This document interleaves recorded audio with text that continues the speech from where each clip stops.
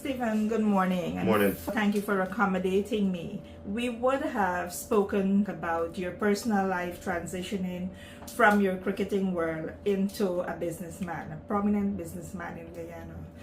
You also play an integral role in terms of this administration. Can you speak to what really piqued your interest as to wanting to join President Ali on his journey of transforming Guyana? It's an excellent question. Um, Playing sports, being somebody at the time that was popular, the transition wasn't that easy. It had challenges, obviously, but over time and with help and mentorship from businessmen, sportsmen who evolve into businessmen, that really helped. But it's an exciting time now in Guyana under the leadership of His Excellency.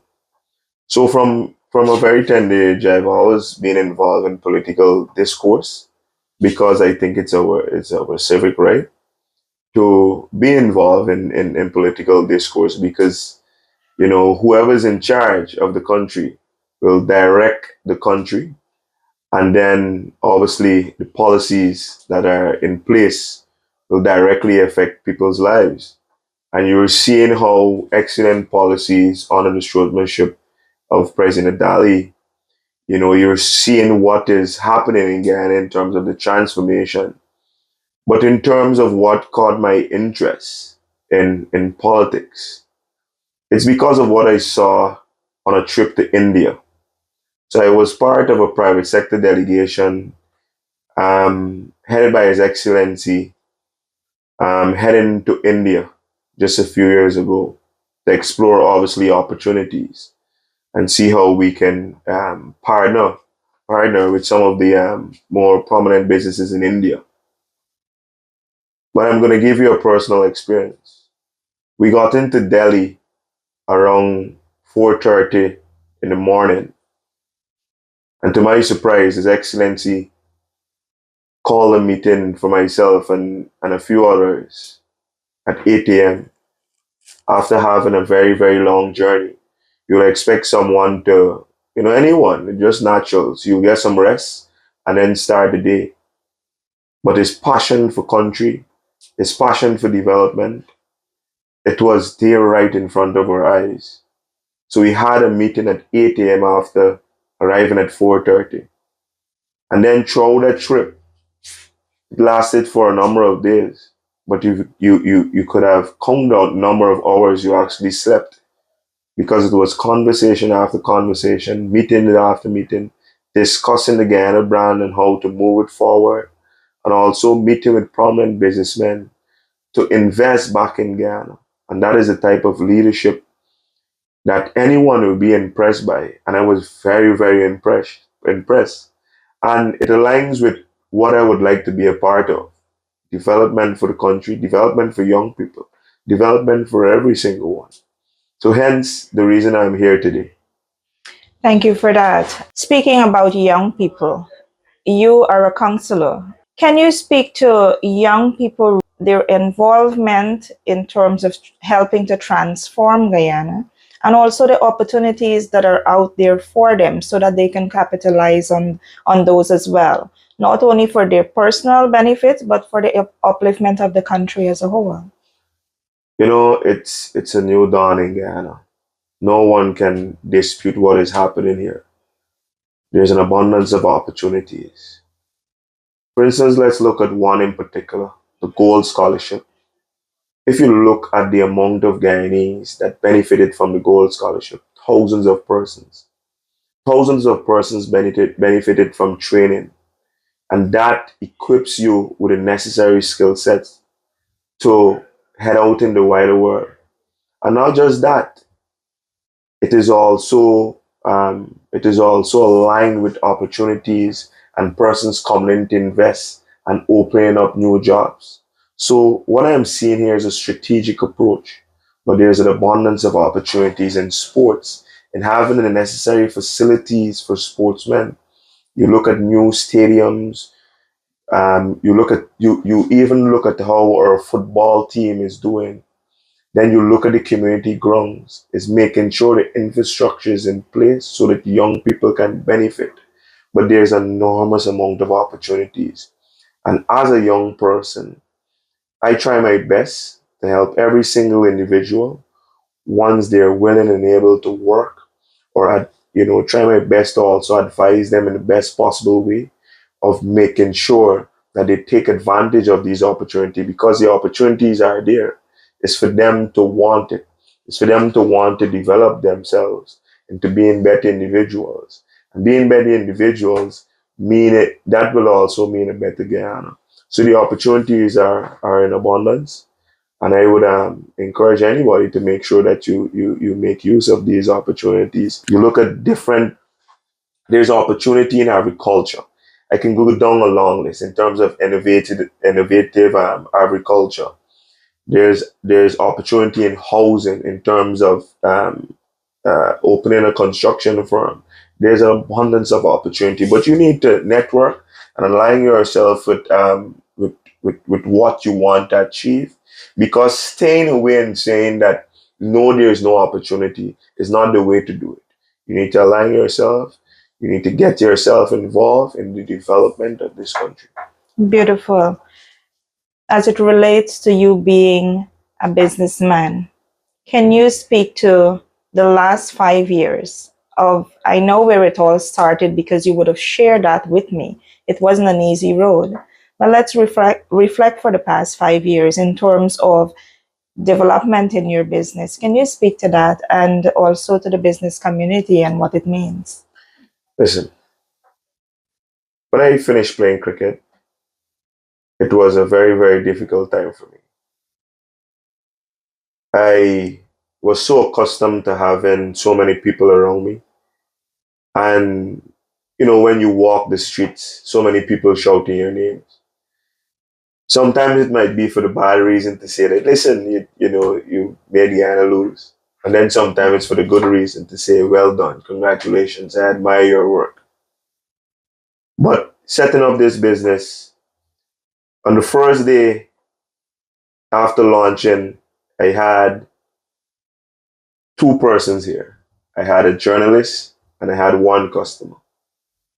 And then for a number of days and weeks after, it was myself sitting in a shop, nobody around.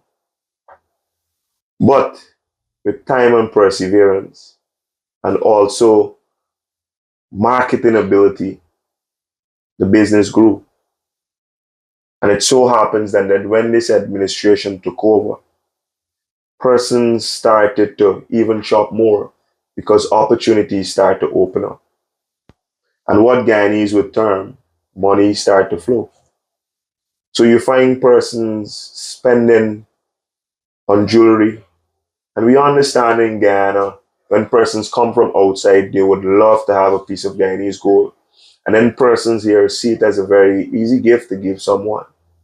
So business in Guyana has improved, and also many new business opportunities were created, especially in the construction sector.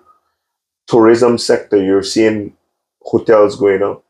Then also in the education sector, in terms of putting together programs so that persons can, so that you can fall under the gold scholarship.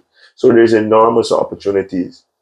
But business in Guyana is, going at a really good pace. It's improving. But what you also need to be and do is be consistent in what you do and market. That is very important. Market your product and things will happen for you because there's opportunity here. And just like I said, monies are flowing. But before I complete answering that question, you had asked me something about being a city councillor. You need young and sharp minds, coupled with experience. Yes, of course, experience is needed. And the experienced heads are needed. That is why when you look at our 11 councillors, you will see a mix and blend. But it's important that when you're on these councils and you're setting policies, you have to understand who it affects when you're making these decisions.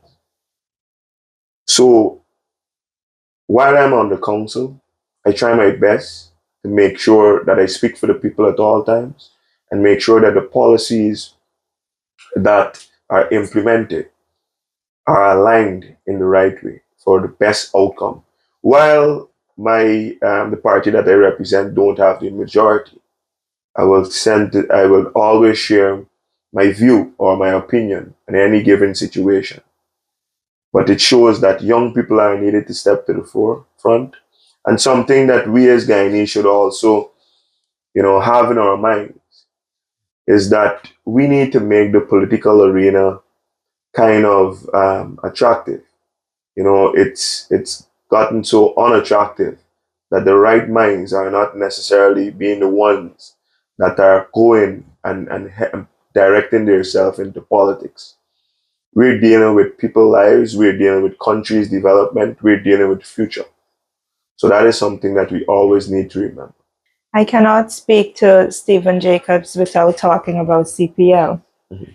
It's upon us. We're in that era right now. Of course, we're rooting for Amazon Warriors, but also we have the Global Super League. It's quite remarkable that Guyana can put up a league for itself, whereby you have the spotlight from the international community globally. They're looking at Guyana. Can you speak to what that means in terms of tourism, in terms of unity, and in terms of Guyana understanding the importance of the role that sports play when it comes to its people generally? So it starts with an idea, it starts with a vision.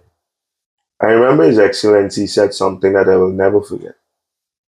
He said an idea will remain an idea if you don't apply quantum effort. What we are seeing here right now unfolding before our eyes in the Global Super League is something that is revolutionary, is something that is futuristic, and is something that will help Guyana develop.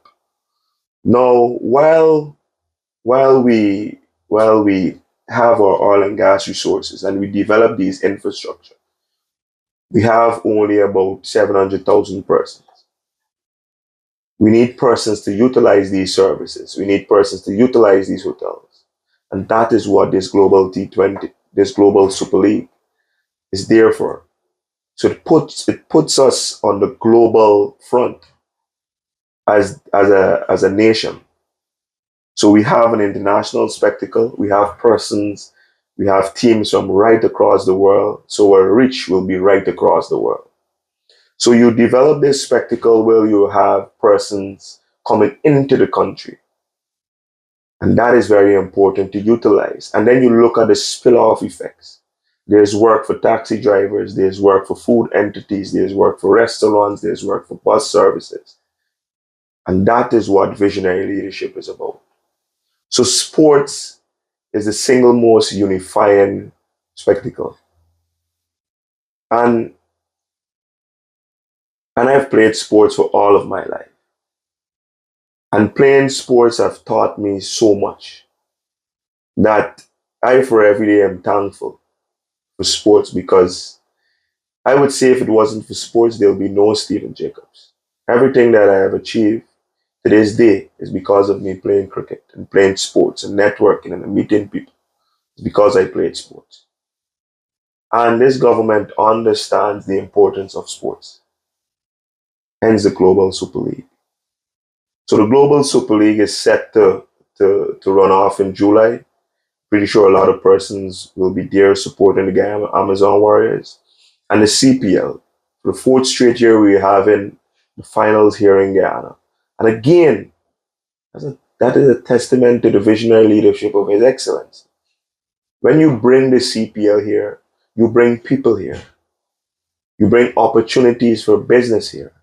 And that is what we need. That is what we need to understand when these policies, when these directions are taken. It is with the people in mind. So I'm very happy with what I'm seeing. I know sports in Guyana, has a long way to go. And I'm pretty sure under His Excellency and under His government, it's only one way it can go, and it's upwards. Thank you so much. You're welcome.